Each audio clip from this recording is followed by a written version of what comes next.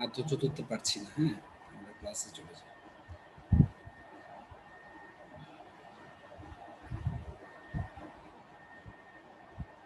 আমি লাস্ট ক্লাসে তোমাদেরকে দীর্ঘমেয়াদী ঋণের দলিল পড়িয়েছি এবং সেইখানে আমরা দুইটা দলিল সম্পর্কে পড়েছি। স্যার একটা আমার হচ্ছে মনে না আরেকটা কোশ্চেন আছে, ওটা জিজ্ঞেস করি। স্যার বল না, এই তো বলতেছি। ডিস্টার্ব করে প্রশ্নটা, মেয়েকে। ও আচ্ছা শুনেন স্যার, ভ্রমণ ভ্রমণকারী প্রত্যয়পত্রের ক্ষেত্রে ওরা তো একটা নির্দিষ্ট টাকা আমাদেরকে ঠিক করে দিবে, তাই না? প্রত্যয়পত্র জীবিত এখানে তো লিমিটেড থাকবে। এটা কি সবার জন্য সমান, নাকি তাদের ব্যাংক ব্যালেন্স বা তাদের আর্থিক সামর্থ্য দেখে ওটা ঠিক না না করবে? না, সবার জন্য সমান। হায়ার লেভেলটা সবার জন্য সমান। তবে সেটা বিভিন্ন আচ্ছা ধরনের কাজে বিভিন্ন ধরনের হইতে পারে দেশের ক্ষেত্রে। যেমন তুমি যদি ভ্রমণ করতে যাও এক ধরনের হইতে পারে, ট্রিটমেন্টের জন্য আরেক ধরনের হইতে পারে, ব্যবসায়ী হলে আরেক ধরনের হইতে পারে। ঠিক আছে, তুমি কোন উদ্দেশ্যে আচ্ছা যাচ্ছ সেটার উপর ডিপেন্ড করতে পারে। সো দেখো, আমরা বুঝছি স্যার। আজকে যেটা পড়বো সেটা হচ্ছে স্বল্পমেয়াদী ঋণের দলিল সমূহ। স্বল্পমেয়াদী ঋণের দলিল সমূহ বলা হচ্ছে, স্বল্পমেয়াদী ঋণের দলিল সমূহের মধ্যে যে জিনিসটা আমাদের উল্লেখযোগ্য বিষয় সেটা হচ্ছে আমাদের ১ বছরের কম সময় হতে হবে। ঠিক আছে, ১ বছরের কম সময়। পুষ্পিতা কি কম জয়েন করতে সময়। পারছে? পুষ্পিতা কি জয়েন করতে পারছে? না স্যার। হ্যাঁ হ্যাঁ করছে। জয়েন করছে না? আচ্ছা, ঠিক আছে। তাহলে ১ বছরের কম সময়ের জন্য যেটা, সেটা হচ্ছে যে আমাদের জন্য বেসিক্যালি স্বল্পমেয়াদী ঋণের দলিল। সো দেখো এখানের মধ্যে কি কি আছে। প্রথমে যেটা আছে সেটা হচ্ছে বিনিময় বিল। বিনিময় বিলের ক্ষেত্রে আমরা যে জিনিসগুলো আগে থেকেই জানতাম সেটার সাথে আর কিছু নতুন কোনো আইটেম জানতে পারছি কিনা আমরা একটু পরে দেখব। বলা হচ্ছে বিনিময় বিল হলো এমন এক প্রকার হস্তান্তরযোগ্য ঋণের দলিল যাতে কোনো ব্যক্তি অপর কোনো ব্যক্তিকে একটি নির্দিষ্ট পরিমাণ অর্থ প্রদানের জন্য শর্তহীন নির্দেশ প্রদান করে এবং অপর পক্ষ এতে স্বীকৃতি প্রদান করলে তা মূল্যবান দলিল হিসেবে গণ্য হয়। এই জিনিসটা মনে হয় আমরা জানি। বেসিক্যালি বিনিময় বিল হয় ধারে পণ্য ক্রয় বিক্রয় সংক্রান্ত কারণে স্বল্প মেয়াদী যে অর্থ প্রদানের নিশ্চয়তা, সেই নিশ্চয়তা থেকে এই বিলটা তৈরি হয়। এবং আমরা এটাও জানি এটা একজনের জন্য প্রাপ্য বিল, আরেকজনের জন্য প্রদেয় বিল। প্রদেয়বী। হস্তান্তরযোগ্য দলিল আইনের ৫ ধারাতে বলা হয়েছে যে প্রস্তুতকারক। প্রস্তুতকারক মানে কি? প্রস্তুতকারক মানে হচ্ছে যে টাকাটা পাবে, যে টাকাটা পাবে সে হচ্ছে কে স্যার? সে হচ্ছে পাওনাদার, মানে হচ্ছে বিক্রেতা। ঠিক আছে, বিক্রেতাই হচ্ছে এখানে পাওনাদার এবং বিক্রেতাই হচ্ছে ওই বিলের প্রস্তুতকারক। তাহলে এখানের মধ্যে বিক্রেতা যে সবসময় হইতে হবে, যেমন এখানে একটা কথা বলছে, প্রস্তুতকারক কর্তৃক স্বাক্ষরিত কোনো লিখিত দলিলে উক্ত ব্যক্তি যদি কোনো নির্দিষ্ট ব্যক্তিকে একটা নির্দিষ্ট পরিমাণ টাকা অপর কোনো ব্যক্তিকে বা তার আদিষ্ট ব্যক্তিকে বা দলিলের বাহককে প্রদানের জন্য শর্তহীন আদেশ দেয়, সেই ক্ষেত্রে ওই দলিলকে আমরা বিনিময় বিল বলব। ঠিক আছে, দ্যাট মিনস হচ্ছে এখানের মধ্যে দেনাদার পাওনাদার দুজনেই প্রস্তুত করতে হবে, কিন্তু সবচেয়ে ইম্পর্টেন্ট বিষয় যেটা, সেটা হচ্ছে স্বাক্ষর কে করছে। স্বাক্ষর হচ্ছে বেসিক্যালি এখানের মধ্যে যে টাকা প্রদান করবে মানে হচ্ছে দেনাদার, ওই দেনাদার মানে হচ্ছে ক্রেতা। ক্রেতা যখন স্বাক্ষর করবে তখনই সেটা বৈধতা পাবে এবং এই বৈধ দলিলটা লাস্ট পর্যন্ত যার কাছে থাকবে দেনাদার ওই ব্যক্তিকে টাকা প্রদান করতে বাধ্য থাকবে। আমার কথাগুলো কি ক্লিয়ার হচ্ছে? বুঝছি স্যার। শুধু তুই বুঝলে তো হবে না, বাকিরা কি চুপচাপ যে? জি সাফা, স্যার। সাফা বুঝতে জি পারছেন? স্যার। সাদিয়া, জি স্যার। জি স্যার। একটু জি স্যার জি স্যার বললে মানে হচ্ছে যে, মানে আমি ভুল বললো যে স্যার এটা ঠিক না, আমি তাইলে এখন একটু ভুল করাবো মাঝে মাঝে। ঠিক আছে, তারপর যদি না আচ্ছা বলো স্যার, স্যার। এখানে একটা কথা বলছিলাম যে লাস্ট পর্যন্ত যার কাছে থাকবে, স্যার যে কিনছে তার কাছে তো থাকবে, এটা তাই না? না না না না না, বিনিময় বিল হস্তান্তরযোগ্য না। উমা, এটা কেমন হুম। কথাবার্তা বলছো? তো এটা যার, যে কিনছে বা যে ইয়ে করছে তার কাছে কেন থাকবে? সে অন্য কারো কাছে এটা বাট্টাকরণ করে বিক্রি করতে পারে না? আমরা ব্যাংকের কাছে বাট্টাকরণ করি না প্রাপ্য বিল পদে, প্রাপ্য হুম হুম বিল। হুম। কি ইয়েস স্যার। কথাবার্তা বলতেছে মাইয়া, মনে হচ্ছে ফার্স্ট ইয়ারে পড়তেছে। স্যার না, একটু ভুলাই ফেলছি। একটু লজ্জা শরম রাখ। স্যার আসসালামু আলাইকুম। ওয়ালাইকুম স্যার সালাম। পড়াশোনায় কোনো লজ্জা শরম নাই, না থাকলে না না, মানে বুঝাই হচ্ছে যাবে। যে একটা বয়সে তো এই ধরনের কোয়েশ্চেন করা কেমন জানি না, ওই জন্য লজ্জা শরমের কথা বললাম আর কি। এই বয়সে এই কোয়েশ্চেন করলে মানুষ কি বলবে দেখি বলতো? বলবো যে হয় সাদে বলবে ফাঁকে, এটা কত লক্ষ্মী, হ্যাঁ কত বেশি কিছু লোক জানাস, তার আগ্রহ। এ বাবা, আগ্রহ রাখতাম কই।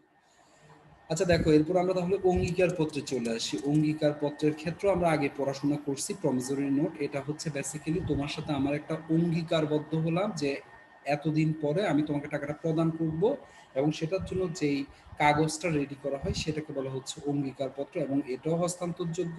তুমি নির্দিষ্ট সময় পরে তোমাকে টাকা প্রদান করব বলছি, এর আগে যদি তোমার টাকার দরকার হয় তুমি যে কারো কাছে সেটা বিক্রি করতে পারবে বা হস্তান্তর করতে পারবে।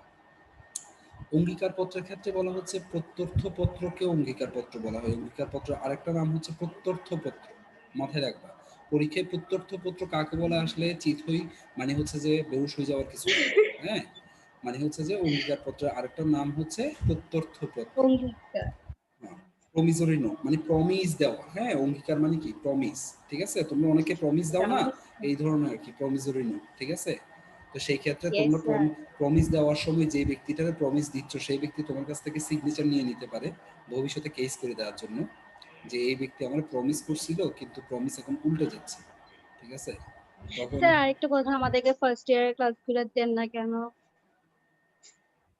এটা একটা মান সম্মানের বিষয় না, তোরা সেকেন্ড ইয়ার, তোদেরকে যদি আমি ফার্স্ট ইয়ারের ক্লাস দিই এটা তোদের মানে হচ্ছে যে লেভেল নিচে করে ফেলতেছে না, মোটেও না, আমাদের ব্যাপারগুলো আরেকটু ক্লিয়ার হলো। তাই নাকি? ইয়েস স্যার, আমি আপনাকে টাইম ডেট সহ বলে দিছিলাম। আচ্ছা আমাকে একটু সময় দিতে হবে, হ্যাঁ, মানে হচ্ছে যে আমি ফার্স্ট ইয়ারের ক্লাসগুলো আপলোডও করছি না, তা আপলোড না করলে দিব থেকে, তাই তো, এটা একটা সমস্যা। স্যার একটু তাড়াতাড়ি করেন না। ফলায়া কর, যেটা সামনে আছে সেটা ফলায়া কর। কি? দিব দিব দিব দিব দিব, একটু সময় দাও আমাকে, থ্যাংক ইউ স্যার। আমি দিব। Okay sir. তুমি সব কিছু করতে রাজি আছে, ঠিক আছে, তুমি সেটা ভালো রেজাল্ট করবে, কোনো সমস্যা নেই। প্রত্যর্থপত্র বা আর অঙ্গীকার পত্র আজকে এরকম মরা মরা লাগতেছে। তাই আজকে না? যে দুইটা পরীক্ষা স্যার দিছি জানেন স্যার, কি কি? পুরো কাজ চোখ সব ব্যথা করতেছে। তাই তুই তো এমনি অসুস্থ, তোর কথাবার্তা শুনে তো মনে হচ্ছে তুই অর্ধেক অসুস্থ হয়ে না বসেছিস। স্যার, স্যার স্যার আমি মিথ্যা বুঝি না কথা আমার ওরকম করে গলা কথা শুনলে বলে যে কেন, আমার গলা শুনে কেন মুখ মনে হয় কে জানে, আমি তো পর টেবিলে বসে আছি। মানে তুই একদম ফিট সেটা বলতে চাচ্ছিস? আলহামদুলিল্লাহ। কিন্তু আলহামদুলিল্লাহ যে তোর ভয়েস টিউন মনে হচ্ছে না এই ধরনের কিছু। পুষ্পিতা, পুষ্পিতা, জি স্যার। তুই আমারে বল, সামামার কণ্ঠ শুনে তোর মনে হচ্ছে না ও অসুস্থ? না স্যার। তোর মনে হচ্ছে না? আমার কিন্তু কেন জানি মনে না হচ্ছে যে সামামা অসুস্থ, হ্যাঁ, আমি জানি না এটা কার কার মনে হচ্ছে, কিন্তু আমার মনে হচ্ছে। স্যার ও ঘুমে ঘুমে কথা বলে সেজন্য তাই ওর না? চোখে ঘুম, ও কথা আচ্ছা, বলতেছে। মানে হচ্ছে মানিকে মানিক চিনে, বিষয়টা এরকম। চিন্তা কর সাফা, তুই চোখে ঘুম নিয়ে ক্লাস করতেছিস, সেটা আমার উপর চাপাই দিচ্ছস। না এই ধরনের একটা প্রবাদ বাক্য না আছে, মানে রতনে হ্যাঁ রতন হ্যাঁ, চিনে, রতনে বুঝছো? রতন চেনে। হ্যাঁ, ডায়মন্ড কাটস ডায়মন্ড, বুঝছো? সবচেয়ে মানে হচ্ছে যে অ্যাক্টিভ হচ্ছে যে আমাদের সন্দীপা, সন্দীপা আছে, জি সন্দীপা নাই না? স্যার। সন্দীপা আছে, দেখছো সন্দীপারে আমি তো বলার সাথে সাথে সন্দীপা জি স্যার। স্যার স্যার সবচেয়ে বেশি অ্যাক্টিভ তো হচ্ছে সুমাইয়া। ও এখন ডাক দেন, জি না, স্যার না বলেছিলেন। থাক থাক সুমাইয়া, তুই মাইক্রোফোন অন করিস না, ঠিক আছে, তুই ক্লাসে আসিস আমরা জানি। আচ্ছা চলো একটু হাসাহাসি করলাম যাতে তোমরা একটু রিল্যাক্স থাকো, চলো আমরা একটু পড়াতে চলে আসি। বলা হচ্ছে অঙ্গীকার পত্র, তাহলে কি জিনিস? বলা হচ্ছে প্রত্যর্থ পত্র বা অঙ্গীকার পত্র বলতে এমন কোনো পত্র বা দলিলকে বোঝায় যাতে কোনো ব্যক্তি অপর কোনো ব্যক্তিকে কোনো নির্দিষ্ট পরিমাণ অর্থ প্রদানের শর্তহীন অঙ্গীকার প্রদান করে। শর্তহীন ওয়ার্ডটা তোমরা ইউজ করবে, শর্তহীন অঙ্গীকার মানে তোমাকে আমি টাকাটা প্রদান করব 3 মাস পরে, এর মধ্যে কোনো শর্ত থাকবে না। তো 1881 সালের হস্তান্তরযোগ্য দলিল আইনের 4 ধারায় বর্ণিত আছে যে কোনো নির্দিষ্ট ব্যক্তি কর্তৃক স্বাক্ষরিত কোনো লিখিত দলিলে উক্ত ব্যক্তি যদি অপর কোনো নির্দিষ্ট ব্যক্তিকে বা তার আদিষ্ট ব্যক্তিকে বা দলিলের বাহককে একটি নির্দিষ্ট পরিমাণ টাকা প্রদানের শর্তহীন প্রতিশ্রুতি বা অঙ্গীকার প্রদান করে, তবে ওই দলিলকে প্রত্যর্থপত্র বা অঙ্গীকারপত্র বলা হয়। দ্যাট মিনস হচ্ছে এটা তুমি হস্তান্তর করতে পারবা, তুমি নির্দিষ্ট সময়ের পূর্বে যদি তোমার টাকার দরকার হয় তুমি অন্য কারো কাছে এটা একটু বাট্টাকৃত মূল্যে বিক্রি করে দিতে পারবা তোমার অর্থের সংকুলনের জন্য, ঠিক আছে, অর্থ কালেকশন করার জন্য। কারো কোনো প্রশ্ন আছে অঙ্গীকারপত্র নিয়ে? No sir. আচ্ছা আমার স্যার, এমনি একটা বাগদাদ কোশ্চেন কোম্পানির মালিক আছে, বাদশা কোম্পানির মালিক আছে, স্যার, বাদশা কোম্পানির মালিক নাই? এটা কে? জান্নাত, জান্নাত? জান্নাত। না স্যার, জান্নাত নাই তো। বাদশা কোম্পানির মালিক কই? স্যার হ্যাঁ ও বল। এক্সাম দিয়ে টায়ার্ড মনে হয়। টায়ার্ড না? কানের নিচে একটা দিলে টায়ার্ডনেস চলে যাবে। এক্সাম একটা দিয়ে মানে হচ্ছে যে এমন একটা কাজ করে ফেলছি, এক্সাম একটা দিয়ে করে টায়ার্ড। বসে বসে লিখছো স্যার, কেমন কি করছো স্যার? আধা ঘন্টা ধরে লিখছো স্যার, কি সর্বোচ্চ? আচ্ছা হ্যাঁ বলো তামরিন, কি বলছিলা? স্যার আমি ভুলে গেছি। কানের নিচে দিলে এমনি ভুলে যায় মানুষ, বুঝছস? সামামা আজকে ঐশী জয়েন করে নাই? স্যার ঐশী না স্যার, ওরা পড়ে নাই। দুইজনই অ্যাবসেন্ট, জান্নাত আর সানজি। হচ্ছে যে মেয়েগুলোকে আর ঠিক করতে পারলাম না। আমি তোমাদেরকে বারবার বলতেছি, আমি যদি মানে হচ্ছে যে কিছু করি তখন তোমরা এটা ইয়ে করতে পারবে না, বুঝছো? তোমাদেরকে বারবার আমি সংশোধন করার জন্য সুযোগ দিচ্ছি, এগুলো তোমরা এই ধরনের করিও না, ঠিক আছে? পরবর্তীতে স্যারকে দোষারোপ করতে পারবে না। স্যার গতবার একটু জোরে কথা বলেন। গতবার একবার আবার শোনা তোমাদের আগের ব্যাচের 2টা মেয়েকে আটকায় রাখছিলাম, পরে দিয়ে এসে কান্না করছিল একদম লাস্ট মোমেন্টে গিয়ে। তারপর তারা মানে হচ্ছে বন্ড সিগনেচার দিয়ে অনেকটা মানে হচ্ছে তারা এনশিওর করছে যে জয় তারা আপু, জয় যে আপু, যে আফু হবে হোক, 2টা মেয়ে লাস্ট পর্যন্ত কান্না করতে হয়েছে। আমি তো চিনি তাসনিম আপু আর জয় আপু। আমি চাই না যে আমার এই বেস থেকে কেউ কান্না করুক, তোদেরকে বারবার সংশোধন হওয়ার জন্য সুযোগ দিচ্ছি, ঠিক আছে? তুমি পড়াশোনায় যতই পণ্ডিত হবা হোক, তুমি ইরেগুলার, তোমার ক্লাস পারফরমেন্স খারাপ, আমি আটকাই দিব, ঠিক আছে? তুমি এবার পণ্ডিত হও আর এখানের মধ্যে যা হবে হোক, কিচ্ছু করার না। টেস্টে পাস করলেও দেখবো যে আটকাই দিচ্ছি, কারণ আমার কনফিডেন্ট নাই তুমি আচ্ছা পাস করবে স্যার, ফাইনালে। ধরেন আমি রেগুলার ছিলাম, হ্যাঁ সবসময় ভালো রেসপন্স করতাম, সবকিছু ঠিকঠাক, বাট কোনো দুই একদিন আমার একটু এদিক ওদিক হলো, তখন এটা আটকে দিবেন? কেন হবে এরকম? তুমি রেগুলার ছিলা, রেসপন্স ভালো, তাহলে তোমার রেজাল্ট খারাপ হবে কেন? যেখানে এ প্লাস আরে পাওয়ার কথা স্যার, সেখানের মধ্যে তুমি পাসও যদি না করতে পারো তাহলে ইন্টারে গিয়ে পাস করবো কোত্থেকে? স্যার আমি ডিসেম্বরে বাড়িতে যাব। বেশ ভালো হয়েছে, আমাদেরকে নিয়ে যাইস। না আপনাদেরকে নিয়ে যাব না, এখানে নিয়ে গেলে আপনারা বলবেন "এই পর পর"। না না না, আমরা পড়তে বলবো না। এই সামামা, আমরা পড়তে বলবো সেখানে গিয়ে? না স্যার। আমরা বেড়াতে যাব, ঠিক আছে? আমরা সবাই মিলে বেড়াতে যাব স্যার মিরসরাই। চলেন কোথাও ঘুরতে যাই। হ্যাঁ হ্যাঁ, মিরসরাই যাবো। এই যে আমাদেরকে তামিন দাওয়াত দিচ্ছে, না সবাই স্যার চলেন সাজেক যাই সবাই মিলে। সবাই মিলে সাজে। জি স্যার চলেন স্যার, আমাদের অনেক স্বপ্ন স্যার, সব তোর মাটি হয়ে তোর যাচ্ছে। কথা শুনেই তো আমি ডিমোটিভেট হয়ে যাচ্ছি। তোর ভয়েসের এমন লাগতেছে কেন আমার কাছে, যেন তুই দূরে অবাক। স্যার কথাই বলবো না। সিরিয়াসলি মানে মানে হচ্ছে কেন জানি তুই অসুস্থ অসুস্থ লাগতেছে তোর ভয়েস শুনে আমার। আচ্ছা যাই হোক, ওকে আমরা ডান। তামরিন, আমরা সমস্যা না, আর আমাদের আপ্যায়ন করতে হবে না, আমরা তোমার নিমন্ত্রণ গ্রহণ করলাম, আমরা মিরসরাই যাবো তোমার সাথে, ঠিক আছে? স্যার আপনারা নিজ দায়িত্বে গাড়ি ভাড়া করে গিয়ে ওখানে গিয়ে থাকা খাওয়ার ব্যবস্থা করতে পারলে চলেন, সমস্যা নাই, কোনো সমস্যা নাই। আমি জানি আমরা আমাদেরকে মানে তোকে আমরা যাতে অপমান না করি সেটাই তুই চাস, ঠিক আছে? আমরা কখনো তোকে অপমান করতে চাই না এভাবে, ঠিক আছে? যদিও মানে আমরা কোথাও গেলে এরকম করে যাই, কিন্তু এটা গেলে যে নিয়ে যাই তার জন্য, হোস্টের জন্য অপমান হয় অনেক সময়। তো সেই জায়গায় তুই হচ্ছে যে আমাদের প্রিয় ব্যক্তিত্ব, তাই না? সবার প্রিয় ব্যক্তিত্ব।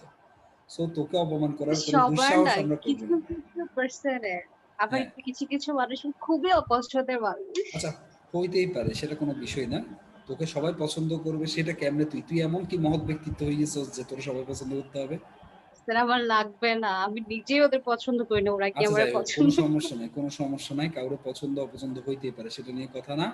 আমরা ডিসেম্বরে মিরসরাই যাচ্ছি। মিরসরাই কি কতগুলো আছে, কি আছে জানি, কি করতে করে মিরসরাই প্রথম হচ্ছে যে স্যার একটা মহাময়া আছে। মহামায়া না, মহামায়া, হ্যাঁ মহামায়া, হ্যাঁ সরি মহামায়া সরি আমরা মহামায়া। মহামায়া আছে। আলুটিরে কি ওখানে নাকি রে? নাপিতা ছড়াও আছে। হ্যাঁ না পিত্তা ছড়া, মিরসরাই না কিন্তু না অনেক পিত্তা ছড়া সুন্দর। নেই। আলুটিলে ওখানে। আলু টিলা, জি স্যার ওখানে মনে হয়, তারপর না হচ্ছে যে সীতাকুণ্ড কি। ওখানে আমরা একটা দিঘি আছে যেটার নাম হচ্ছে সদরমাত দিঘি, বুঝছস? হ্যাঁ হ্যাঁ হ্যাঁ স্যার, আমার বাসা ওইদিকেই। তাই ভাটিয়ারির ওখানে না একটা সুন্দর পিকনিকের স্পট মানে ওই করছে, চলেন না আমরা দিঘিটা দিয়ে সকলে আমার পিকনিক করি। বাসার সদরমাত সাইড দিঘিতে আমি গেছিলাম তো, রাস্তা। ওখানে পাশেই হচ্ছে আমার বোনের শ্বশুর বাড়ি, বুঝছিস, আমার কাজিনের ও শ্বশুর বাড়ি। স্যার আমাকে ইয়া দিয়েন, লোকেশন টেক্সট করে দিয়েন, আমি যাব, অ্যাড্রেস। কি কাম তো সেখানের মধ্যে? স্যার আমি কি আপনার হাজার হাজার কমপ্লেইন করে আসবো? তাই ওখানে ওর শ্বশুর বাড়িতে গিয়ে তুই কমপ্লেন করে লাভ কি? তোর বাসার পাশে আমার বাসা, তুই আমার বাসায় আয়, আমার আব্বা আম্মা আছে ওখানের মধ্যে, ওখানে স্যার ওইটা complain তো করে আপনি যা। দাওয়াত দেন নাই, তবে কিভাবে যাব, আমার একটা মান সম্মান আছে না। তো তোমারে ওখানের মধ্যে দাওয়াত দিচ্ছি নাকি যে তুমি ওখানে মান সম্মান খোয়াই ওখানে যাইতে চাচ্ছ?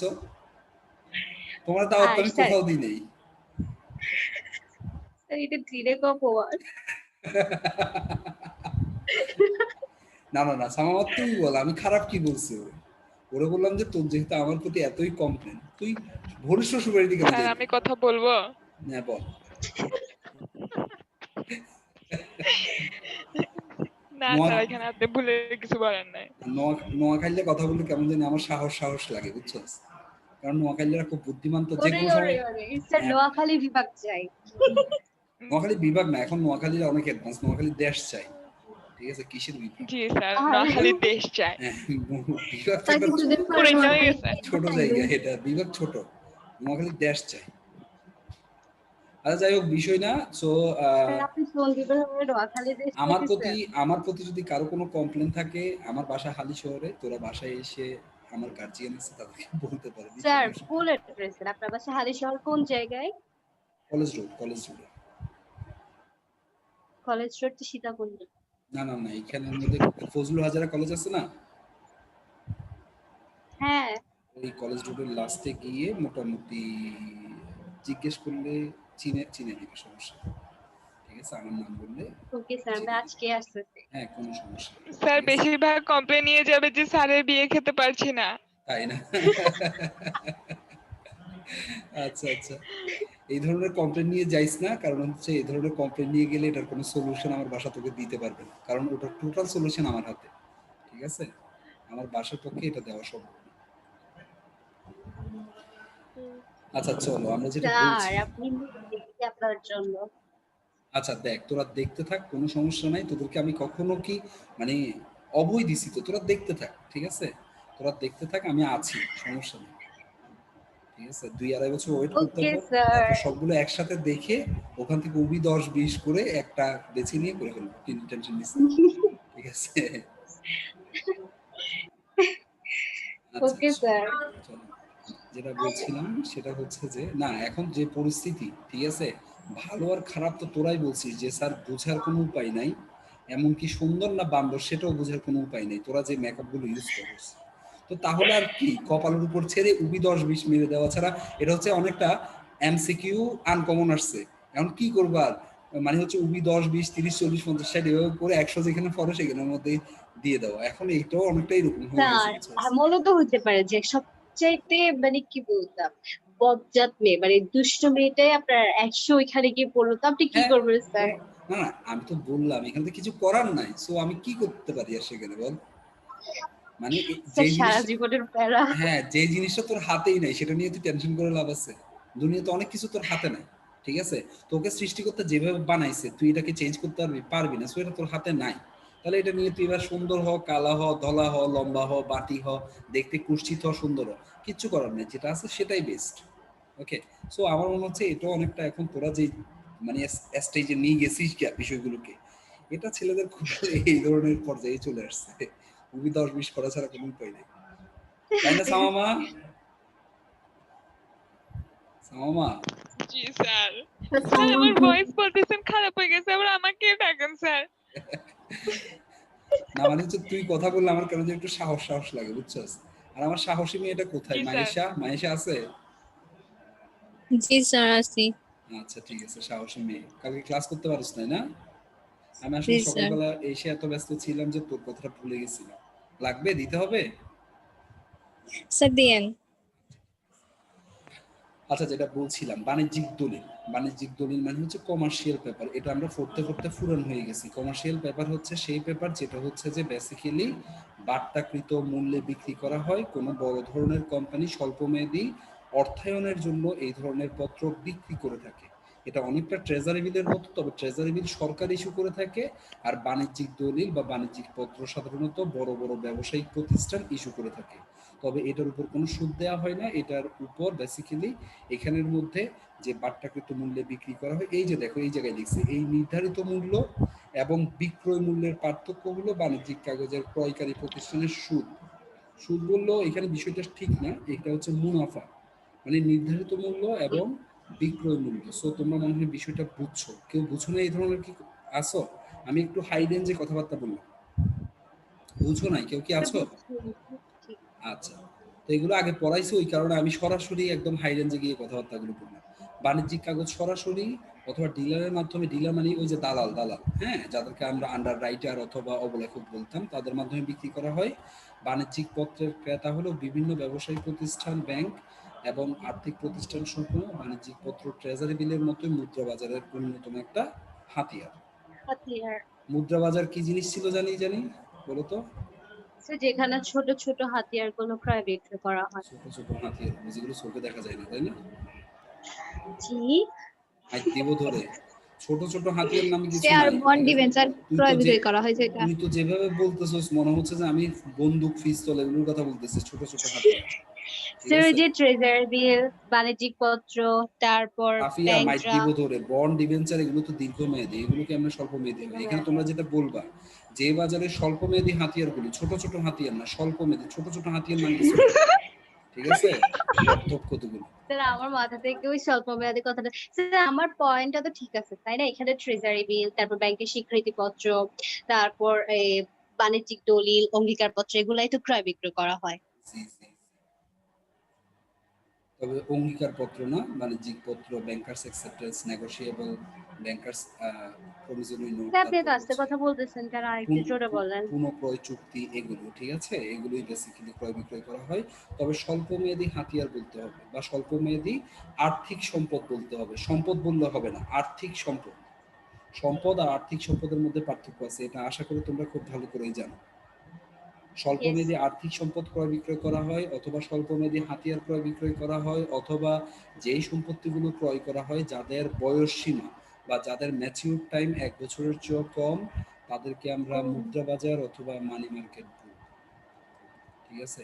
তোদেরকে না ফরাই যদি আমি, বুঝছস তো না? স্যার বাকিটা বলিয়েন না।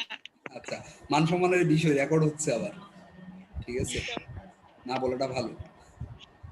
আচ্ছা চলো, এরপরে যেটা বলছি সেটা হচ্ছে যে ব্যাংক প্রদত্ত ঋণের দলিল সমূহ, ঠিক আছে? বলা হচ্ছে ইয়েস স্যার। প্রত্যয়পত্র। প্রত্যয়পত্র মানে হচ্ছে লেটার অফ ক্রেডিট। গত ক্লাসগুলোতে মানে এটা নিয়ে আলোচনা করেছিলাম। প্রত্যয়পত্র হচ্ছে সেই পত্র যেটা আমদানিকারকের পক্ষে একটি বাণিজ্যিক ব্যাংক কর্তৃক ইস্যুকৃত। কার পক্ষে স্যার? আমদানিকারকের পক্ষে, আমদানিকারকের ঠিক আছে? পক্ষে। কার অনুকূলে স্যার? রপ্তানিকারকের অনুকূলে, ঠিক আছে? তাহলে এবার আসো কি জি বলছি স্যার। শুনো। আমদানিকারক মনে করো বাংলাদেশি, রপ্তানিকারক হচ্ছে যে আমেরিকান। তাহলে বাংলাদেশি কোনো কোম্পানি কোনো প্রোডাক্ট আমদানি করতে চাচ্ছে 1 কোটি টাকার প্রোডাক্ট, সে যেটা করলো সেটা হচ্ছে বাংলাদেশে একটা ব্যাংকে 1 কোটি টাকা জমা দিয়ে একটা লিখিত ডকুমেন্ট, যেটাকে আমরা এলসি বা লেটার অফ ক্রেডিট বা প্রত্যয়নপত্র বলবো, এই ধরনের একটা পত্র নিল। নিয়ে সে সেটা আমেরিকা পাঠিয়ে দিল। আমেরিকা পাঠানোর পরে আমেরিকান ওই কোম্পানি প্রোডাক্ট বাংলাদেশে পাঠিয়ে দিল। বাংলাদেশি কোম্পানি প্রোডাক্ট দেখে যখন স্যাটিসফাইড, তখন তারা বাংলাদেশি ব্যাংকটাকে গ্রিন সিগন্যাল দিল। দেন গ্রিন সিগন্যাল দেওয়ার পরে এবং আমেরিকান কোম্পানিকে বললো হ্যাঁ ঠিক আছে, আপনাদের প্রোডাক্টে আমরা স্যাটিসফাইড, আপনারা ইচ্ছা করলে টাকাটা কালেকশন করতে পারেন। তখন আমেরিকান ওই কোম্পানি প্রত্যয়নপত্রটা তার যেই প্রতিনিধি ব্যাংক আছে আমেরিকায়, সেই প্রতিনিধি ব্যাংকের মাধ্যমে বাংলাদেশি ব্যাংকের কাছ থেকে টাকাটা সংগ্রহ করে নেবে। আর এই টোটাল বিষয়টা হচ্ছে প্রত্যয়নপত্র বা লেটার অফ ক্রেডিট, এবং এই প্রত্যয়নপত্রের মাধ্যমে আমাদের বৈদেশিক বাণিজ্য সুচারুরূপে সম্পাদন হচ্ছে। আশা করছি তোমরা বুঝতে পেরেছো। কেউ না বুঝলে বলো। স্যার আরেকটু বলেন না প্রত্যয়পত্রটা। যেটা বলছিলাম সেটা হচ্ছে বেসিক্যালি যেটা হয় সেটা হচ্ছে যে বাংলাদেশি কোনো কোম্পানি কোনো প্রোডাক্ট আমদানি করতে চাচ্ছে, সো তাকে টাকা প্রদান করতে হবে, সে প্রোডাক্ট নিবে। তো এখন বাংলাদেশি কোম্পানি যেটা করবে সেটা হচ্ছে বাংলাদেশি কোম্পানি বাংলাদেশি কোনো ব্যাংক প্রতিনিধির মাধ্যমে এই কাজটা করবে। বাংলাদেশি কোম্পানি বাংলাদেশের কোনো ব্যাংকে 1 কোটি টাকা প্রদান করলো, ব্যাংক তাকে একটা প্রত্যয়নপত্র প্রদান করলো বা এলসি বা লেটার অফ ক্রেডিট প্রদান করবে, একটা কাগজ যেখানে ব্যাংকের একটা কমিটমেন্ট থাকবে, লিখিত প্রিন্টেড একটা কাগজ। ওই কাগজটা বাংলাদেশি কোম্পানি কি করলো, আমেরিকান কোম্পানির কাছে পাঠিয়ে দিল। পাঠিয়ে দেওয়ার পরে টাকা কিন্তু পাঠায়নি, কাগজ পাঠিয়েছে। তখন আমেরিকান কোম্পানি ওই কাগজটা পাওয়ার পরে আমেরিকান কোম্পানি কি করলো, প্রোডাক্টগুলো পাঠিয়ে দিল বাংলাদেশে। বাংলাদেশি কোম্পানি প্রোডাক্টগুলো পাওয়ার পরে দেখে যখন স্যাটিসফাইড হবে তখন তারা বাংলাদেশি কোম্পানিকে গ্রিন সিগন্যাল দিল, এবং আমেরিকান কোম্পানিটাকেও গ্রিন সিগন্যাল দিল যে আপনাদের প্রোডাক্ট ঠিকঠাক আছে। তখন আমেরিকান কোম্পানি আমেরিকান যে প্রতিনিধি ব্যাংকটা আছে আমেরিকাতে, সেই প্রতিনিধি ব্যাংকের কাছে ওই প্রত্যয়নপত্রটা সাবমিট করবে, এবং আমেরিকান ওই ব্যাংকটা বাংলাদেশি ব্যাংকের কাছে প্রত্যয়নপত্রটা জমা দিয়ে বাংলাদেশ ব্যাংক থেকে ওই টাকাটা কালেকশন করে নেবে। এবার টাকাটা চলে গেল আমেরিকান কোম্পানির কাছে। আমেরিকান কোম্পানি তাদের যে চার্জ বা কমিশন সেটা রেখে বাকি টাকাটা বাংলাদেশ আমেরিকান যে বিজনেসম্যান তাদেরকে জমা দিয়ে দেবে। বুঝতে পারছো? জি sir. Clear? All clear. All clear. So চলো, ব্যাংক সনদ বলতে কি বোঝায়? বলা হচ্ছে একটা বাণিজ্যিক ব্যাংক যখন কোনো মেয়াদি ড্রাফট প্রস্তুত করে বাহককে একটা নির্দিষ্ট সময় পরে নির্দিষ্ট পরিমাণ অর্থ প্রদানের নিশ্চয়তা দেয়, তখন তাকে ব্যাংকের স্বীকৃতিপত্র বলে। এটা হচ্ছে অনেকটা হচ্ছে আমরা যে কমার্শিয়াল পেপার পড়ছি, এটা একটা কোম্পানি ইস্যু করে থাকে, আর ব্যাংকের সনদটা কোনো ব্যাংক যখন ইস্যু করে, মানে কোনো ব্যাংক তাদের স্বল্পমেয়াদী অর্থ সংস্থানের জন্য মনে করো একটা ঋণপত্র তৈরি করলো, মানে কাগজ তৈরি করলো, এবং ওই কাগজটা তাদের গ্রাহকদের কাছে বিক্রি করবে, এবং গ্রাহকদের কাছ থেকে বিক্রি করে গ্রাহকদেরকে এই মর্মে টাকাটা নিবে যে আগামী 3 মাস পরে এই টাকা সুদ সমেত তোমাদেরকে প্রদান করা হবে। ঠিক আছে? যখন এই ধরনের প্রসেসে কোনো ব্যাংক স্বল্পমেয়াদী অর্থ সংস্থান করে থাকে তখন তাকে ব্যাংক সনদ বা ব্যাংক সার্টিফিকেট বলে। কে কে বুঝিনে হাত তোলেন তো স্যার দেখি। এটা আরেকটু বলেন। স্যার এটা আরেকটু স্যার এটাকে বলেন। গ্যারান্টি পত্র কেন বলা হয়? এটাকে গ্যারান্টি পত্র বলা হয় কারণ হচ্ছে ব্যাংক গ্যারান্টি দিচ্ছে যে 3 মাস পর আপনাকে সুদ সমেত এই টাকাটা প্রদান করতে আমি বাধ্য থাকবো, ওই জন্য গ্যারান্টি পত্র। এটা কি গ্রাহককে স্যার? হ্যাঁ হ্যাঁ হ্যাঁ, গ্রাহককে বা আমানতকারীদেরকে আর কি, যারা কোম্পানির ক্লায়েন্ট, স্যার মানে এটা ব্যাংকের। আরেকটু বলেন। মনে করো আমি ব্যাংক, তোমরা হচ্ছে ক্লায়েন্ট, আমার স্বল্পমেয়াদী টাকার দরকার, আমি কি করলাম 1,000 টাকার করে অনেকগুলো কাগজ করলাম। এই কাগজগুলো বললাম যে যারা এই কাগজগুলো ক্রয় করবা 3 মাসের জন্য 1,000 টাকা দিতে হবে আমাকে, এবং 3 মাস পরে এই পেপারটা আমি আবার যখন ক্রয় করে নিব তখন হচ্ছে যে তোমাদেরকে আমি 1,100 টাকা প্রদান করব। ঠিক আছে? বিষয়টা হচ্ছে এরকম। ক্লিয়ার বিষয়টা? Yes sir. ঠিক আছে, ঠিক স্যার আছে। এখানে ব্যাংকের লাভ কি? ব্যাংক এই যে স্বল্পমেয়াদী একটা টাকার দরকার, ওই টাকাটা ব্যাংক তোমার কাছ থেকে পেয়ে যাচ্ছে, ব্যাংক সেটা অন্য জায়গায় ব্যবসা করে তোমাকে হয়তো 3 মাস পরে 100 টাকা বাড়তি দিচ্ছে, কিন্তু ব্যাংক সেখানের মধ্যে হয়তো বা 150 টাকা তোমার টাকাটা ব্যবহার করে ব্যাংক মনে করো 150 বা 200 টাকা ইনকাম করবে, সেখান থেকে তোমাকে মাত্র 100 টাকা দিচ্ছে, বাকিটা তো ব্যাংকের লাভ। বুঝছি। ব্যাংকের আজ্ঞাপত্র আর পে অর্ডার নতুন ভাবে কি বলার অবস্থা আছে? নো। কারোর জন্য কি ইয়েস আছে যে স্যার ব্যাংকের আজ্ঞাপত্র পে অর্ডার কি জিনিস? সবাই পারি? বাহ। পারি না এই ধরনের কেউ নাই? আসলে কি তোমরা এত ট্যালেন্ট, আমি নিজেই তো কনফিউজ হয়ে যাচ্ছি।